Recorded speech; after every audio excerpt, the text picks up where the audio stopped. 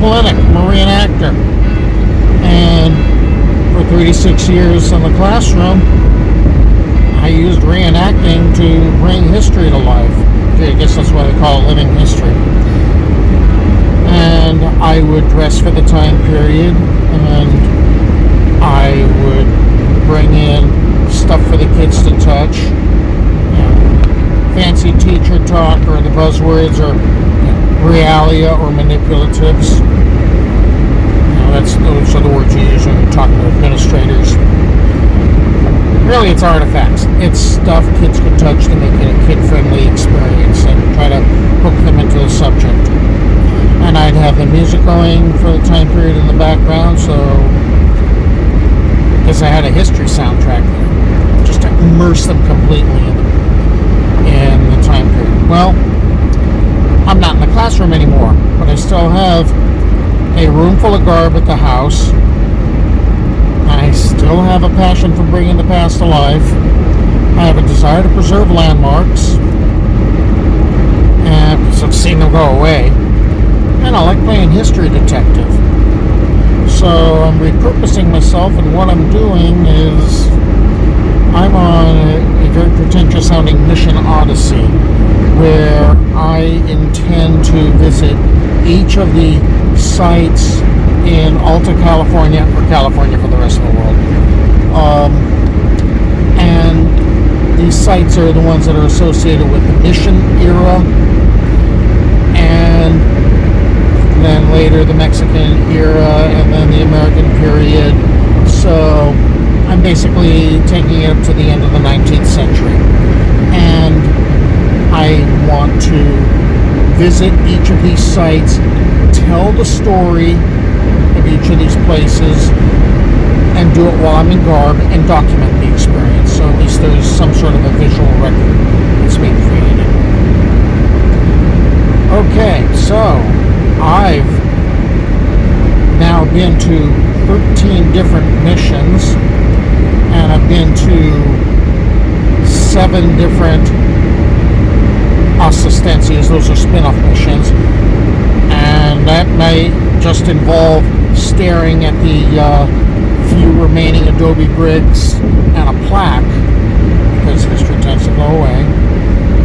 I've been to a couple of estancias. Those are ranchos. A lot of those are paved over. And I've now been to 3 presidios. So what I'm doing right now is I am really returning to Mission Carmel, because I have a tendency to talk too much, and I had too much information to fit into a single video. So I'm heading back, and I hope you stick with me on my journey.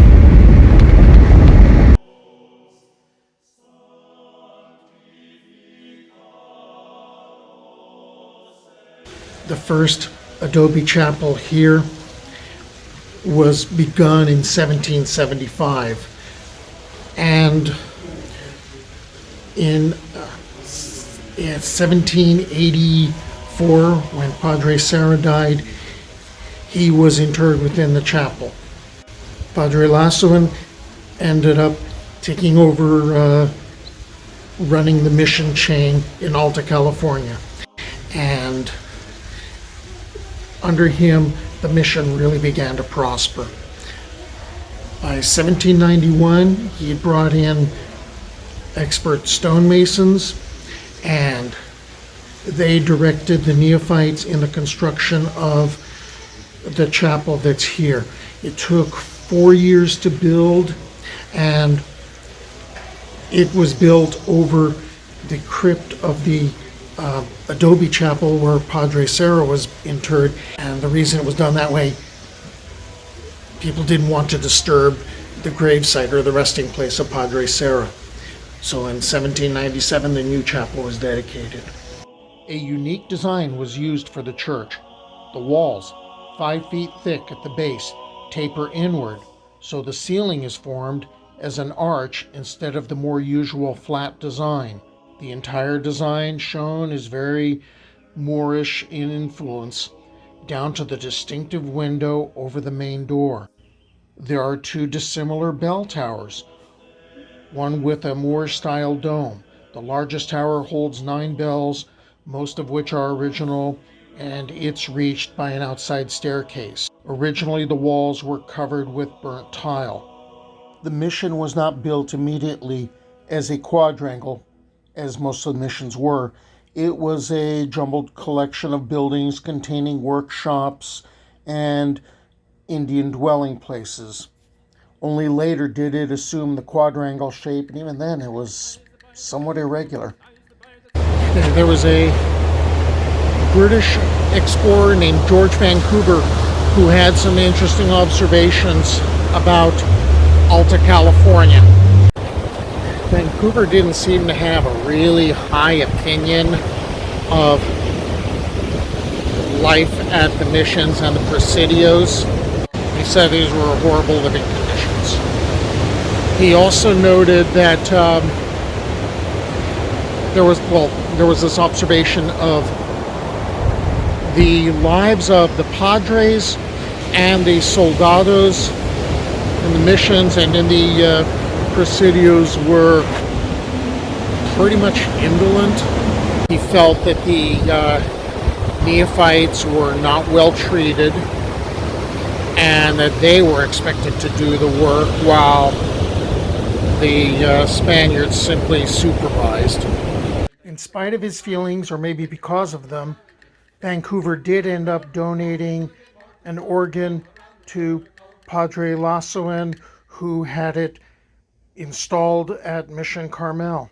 Under Padre Lasuén, the mission reached the height of its prosperity. In 1794, the Indian population reached 927 and the crops were abundant.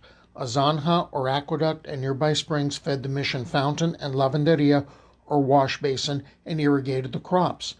The mission had extensive agricultural fields away from the coast where wheat, barley, corn, beans, and various vegetables were grown at mission ranchos. The agriculture was needed not only to maintain the mission community and the nearby Indians, but was used for trade and served to visitors to the mission as well as supplying the Presidio. San Carlos, Borroméo had one of the smaller livestock herds, 2,100 cattle, 3,300 sheep. The mission's best livestock years were in the first decade of the 19th century, when the herd ranged between 8 to 10,000. Of course, since we're talking about the missions in Alta California, we can't get away from Hippolyte Bouchard, the notorious French pirate turned Argentine privateer. And he mostly was making war on Spanish interests by, trying to make trouble in the Philippines. Well, when he stopped at the Sandwich Islands, he ended up acquiring a second ship. And so now he had a fleet. It was a big deal. He had, between the two crews, he had 340 men.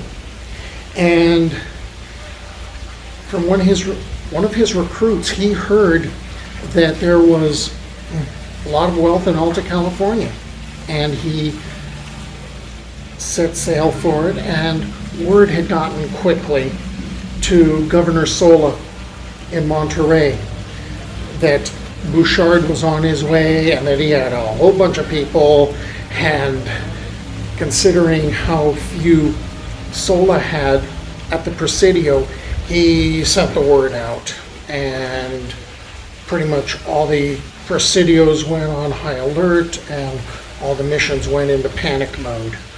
And what he ended up doing is he showed up here and the forces at the Presidio were overwhelmed, so they bailed out of there. And he and his men burned the Presidio to the ground, but Bouchard ordered that they spare the chapel, which also had been the very first site of Mission Carmel. So the chapel was spared, and I'm sure his crew were not really too thrilled with this idea, but they then thought about attacking the mission, and Bouchard said, "No, we're not going to do that." And so what he did is he sailed further south. And he, in spite of being successful here, he really needed to get supplies. When Mexico at last achieved independence from Spain, the new government, instead of discouraging trade with the outside world, encouraged it, and the custom house in Monterey became a focus of attention, and this tended to bring more merchants as visitors. Auguste Duas-Silly was a French explorer. He was primarily a merchant, really, but because of all the documentation, we kind of put him in the explorer category. He showed up in California 1827, 1828. He was supposed to go to Alta California and do a bunch of trading, except that the people he worked with who selected what he was going to trade, neither the native Californians wanted nor did the Spanish want this. Actually, I think it would be Mexicans by this time, 1827. And he hung around for a while trying to unload his stores. And he finally ends up going to China. But he ended up writing a lot of detail about the missions. He felt that the mission system was abusing the neophytes.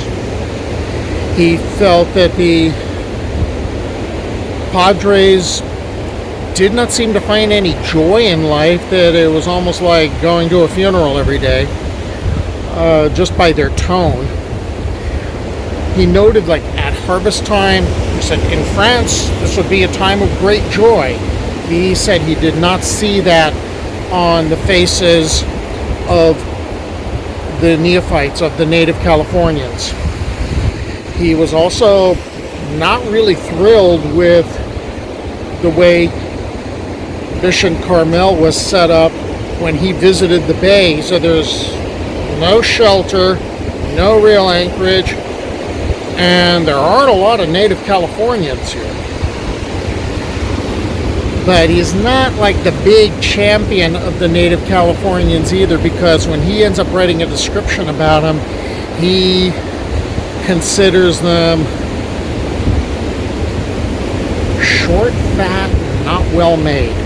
And even with some of his negative descriptions of the people and lumping them into categories,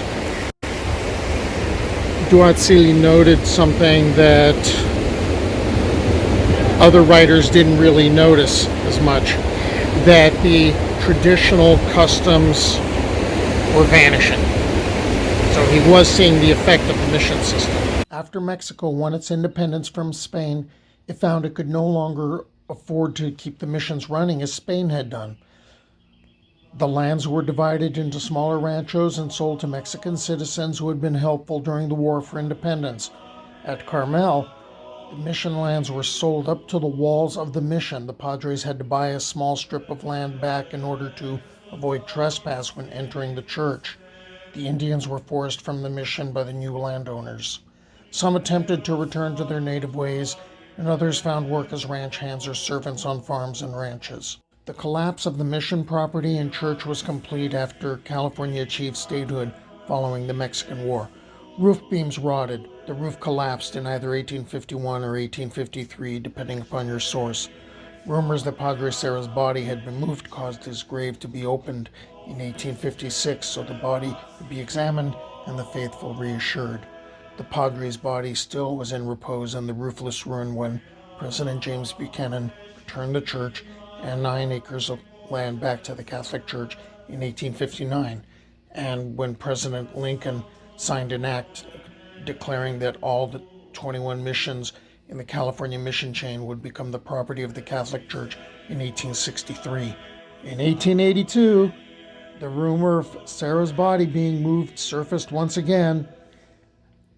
Father Angelo Casanova, the pastor in Monterey from 1870 to 1893, there was no resident priest from 1846 to 1933 at the mission, authorized the tomb to be opened and the body examined.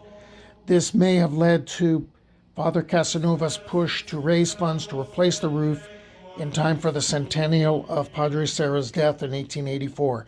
His drive was successful, and a new shingle roof was placed on the church, which unfortunately marred the once graceful roof line. It didn't match the original, and it had a steep pitch. Restorations continued, and the original roof line was replaced in 1936. The Seventh Carmel Church was officially called Basilica of Mission San Carlos Borroméo del Rio Carmel in 1960, and on August 28, 1984, all the bishops in California gathered at the mission on the 200th anniversary of Serra's death. Okay, here's what we got. 14 missions accomplished. Alright, and we have 7 assistencias done, or at least the remnants of them documented. A couple of estancias that haven't been paved over yet, and 3 presidios out of the way. So what I'm doing now is I'm going to leave Mission Carmel and head towards Mission San Juan Bautista. I hope you stick with me on my journey.